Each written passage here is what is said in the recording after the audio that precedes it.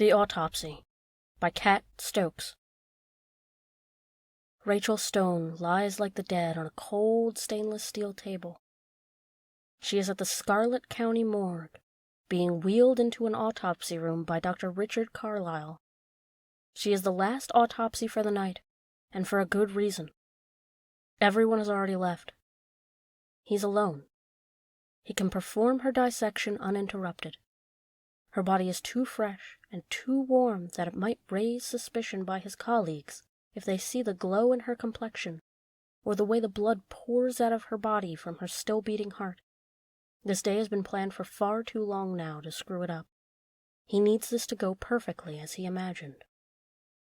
He'll never forget the day Rachel walked into his classroom, eager to learn everything she could about forensic pathology. She sat front and center, giving him the perfect view of her slim, radiant face, her rosy complexion, her big green eyes and pouty lips. It wasn't until she stayed after, alone, that he realized just how special, how beautiful, how vivacious, but most importantly, how perfect she really is. And he's beaming with excitement as he gets his tools prepared for the autopsy of Rachel Stone. I can't move. Why can't I move? Sleep paralysis. That's it. I'm having a brief loss of muscle control. I'm falling into REM sleep, and the sound of metal jangling like keys induced a mixed state of consciousness, temporarily paralyzing my body, while the sounds around me amplify tenfold. If I think hard enough, I can wiggle my toes, maybe even open my eye. So I try and fail, then try again, but I can't. I try to force my lips apart, to make a sound, but I can't do that either. Every part of my body is inanimately still, refusing to move. It's like someone glued me together. Then I notice something, a smell. It's repugnant, acrid. It almost burns my nostril. I feel my eyes watering behind my lids, but they trap my tears, seeping back into my skull. A sharp hissing sound is next, floating through my ear, followed by cold air slapping my skin. Did I forget to take the trash out? Why is it so cold? I thought I closed the window. My name is Dr. Carlisle.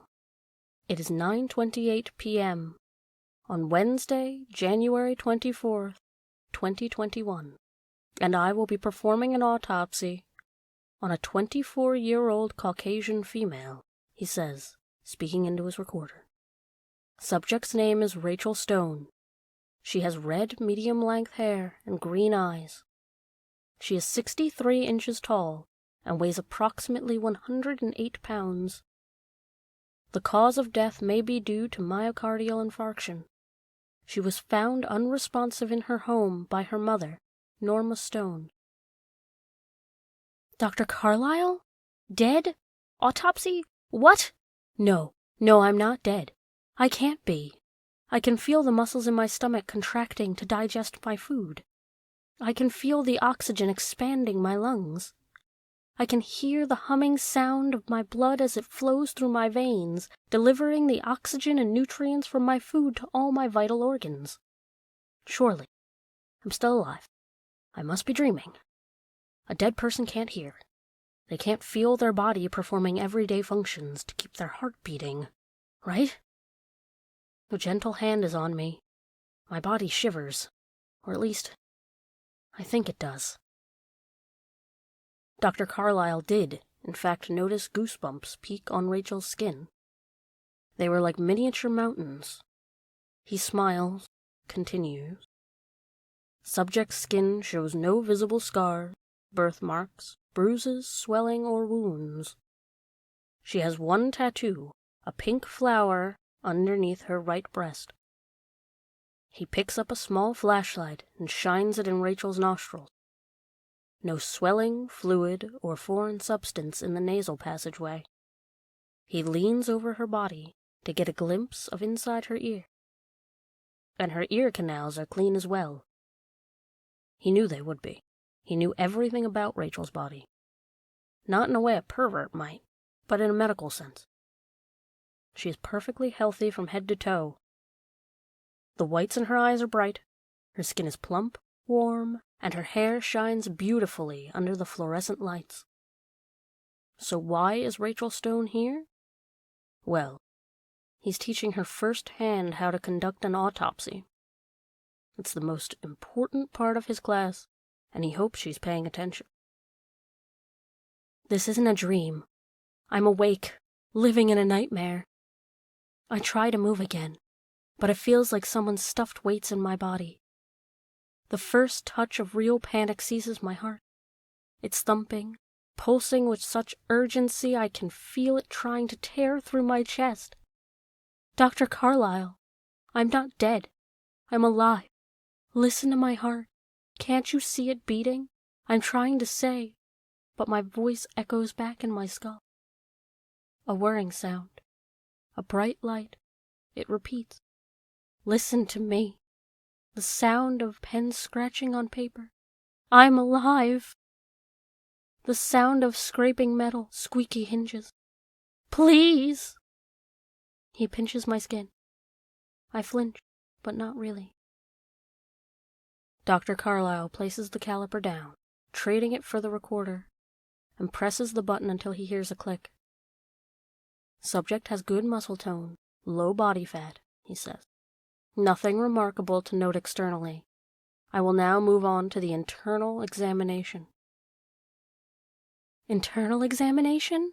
Internal? No, no, no, no, no, no, no. Show him you're still alive, Rachel. Show him this has been an enormous misunderstanding. It happens all the time. He said it himself on the very first day of class. There have been times where an unconscious person has been mistaken for dead. They might have been dead on scene, but somehow they fought their way back to the living. Maybe that's what's happening to me. Did I die? Did my body actually reject the idea of death? But that doesn't explain why I can't move. I should be able to move, damn it. Living people, move. He wrenches my body, my head flopping back. If I'm not dead now, then just a few short moments, I'm going to be as he cuts me open and my blood spills out like oil. He slowly places me down, my head now elevated. Okay, brain, now would be a great time to activate your motor neurons. I assemble all of my strength, focusing on that mind-muscle connection trick everyone talks about but never does when working out. I try to wiggle my toes, move a finger, hum out a melody, something to get him to notice I'm alive. And through hell or high water, I will get him to notice. Okay, focus now. Focus. Dr. Carlyle. Dr. Carlyle jumps in the direction of the voice, slamming the scalpel back into the tray as if he were trying to hide his crime. It's his assistant, Isabella, and she's standing in the exam room door, clutching her jacket close to her chest. Her face immediately turns apologetic. Jesus, Isabella, you scared me, Carlyle says, huffing out a breath. What are you doing here? It's late. You should be home. I forgot my lunch bag. He assesses her, with a quick flick of his eyes from her head to her toes. He nods. Very well, he says. And Isabella fast walks over to the employees-only door, swings it open, and retrieves her polka-dot lunch bag. It's not until she walks back out that she notices who's lying on the autopsy table. She let out a gasp. Oh my God, is that Rachel Stone? I know that voice. Isabella de la Rosa. Dr. Carlyle's PA. Oh dear Jesus, Isabella, I'm not dead. Do you hear me? I'm alive. I try to scream, but nothing comes out. Sadly, yes, Dr. Carlyle said, but I feel him brush his thumb over my cheek. Her mother called me. She was hysterical. And when I arrived at her residence, she was DOA. What happened? There's a slight catch in Isabella's voice. Possibly a heart attack, but I'll leave that for the autopsy to determine. A heart attack? How is that possible? She's in good shape, clearly takes care of herself. Good muscle tone, no swelling, low body fat. Heart attacks are not subjective to who they kill, Isabella, he interrupts. There's a loud scraping sound. It frightens me, and I think I feel myself jump. Surely they saw that. They didn't, because I didn't jump. I can't move. Hello? Is anybody paying attention? I'm alive. I concentrate on my eyes. I force them to open, or try to. But something happens, something else, a small miracle. My hand, it moves. Hallelujah, my hand moves. Doc? Isabella says, her voice peppered with confusion. Her hand, I think it moved. Yes, now check my pulse. I'm alive. It's just a post-mortem spasm, Carlyle dismisses. You should know that, Isabella. I shrink with disbelief. I try to work my jaw loose, but it refuses to move. My words are still on my tongue. This can't be happening. I'm about to get dissected, gutted open like a fish. Why can't they see I'm alive? How can the most decorated, well-respected pathologist not know I'm alive? Now, if you'll excuse me, I'd like to continue with the exam. He pauses. Alone. Are you sure, Doc? I don't mind staying and... Go, Isabella, he demands. I don't need you. Isabella sighs and doesn't say another word. I hear the soft patter of her shoes against the floor grow distant, and then the whooshing of the door, the click of the latch, and then silence. Fear penetrates my bones. I hold my breath, hot tears pressing against my eyelids.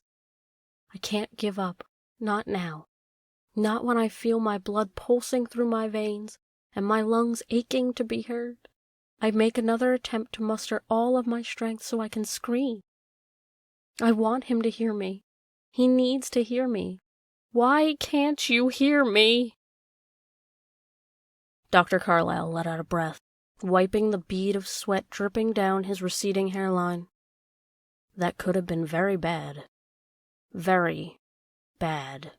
The succinylcholine is already starting to wear off, and he needs to make sure Rachel stays completely paralyzed, as well as silent, as he performs the internal examination. He removes the paralytic from his lab coat and jabs the needle inside the vial. He pulls back the plunger, flicks the syringe with his fingers to rid it of any air bubbles, and pricks Rachel's vein, letting the medicine fill her bloodstream. Now he can get to work. Something cold pinches my skin, but I'm unable to react. Carlyle inhales a deep breath, holds it, and exhales. The smell of his onion breath was enough to wake the dead. Jeez, someone get him a mint. Oh, my sweet Rachel, he whispers, caressing my hair. We can finally be alone.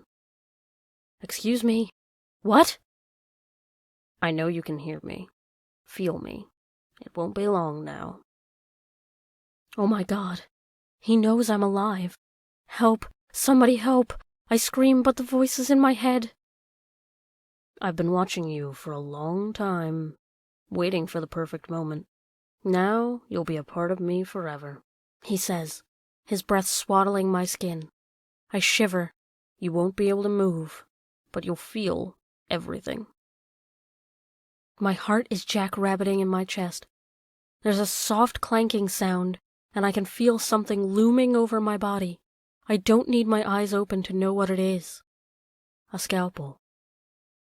Before I can make another attempt to scream, the blade slices my flesh like a hot knife through butter. A sudden heat spreads through my body, up to my neck, pinching my cheeks, the darkness behind my eyes now swimming in a flood of lurid red, and I can feel myself lose control over my bladder. Acid from my stomach is mixing with the scream bubbling in my throat. The white-hot pain distracts me from the feel of my piss-warm blood draining out of my body. Holy shit, this fucking hurts. I can't die. Not like this. Dr. Carlyle presses the blade deeper into Rachel's flesh, slowly unzipping her skin. The blood pools beneath her body and slowly flows down the drain. He moves the scalpel from the front of her right shoulder, presses the blade down again, and drags it to meet the first incision, creating a V-shape on her chest. As he starts to create the last incision down her stomach, he pauses, a few inches above her navel.